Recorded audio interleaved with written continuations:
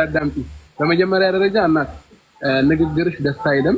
እኛ ልናወራ የመጣንበት መንፈስና ያንቺ ወጣ ያለ ነው። በመጀመሪያ ደረጃ ማለት ነው ንግግርሽ እንደዛ ነው የምናገረው።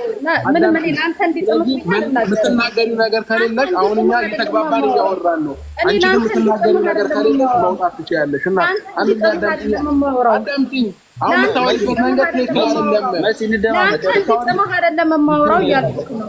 ውጪ በቃ እንደዛ ከሆነ ውጪ። አንድ ነገር ልንገርሽ አይደል ልንግባባ ነው አይደል የገባነው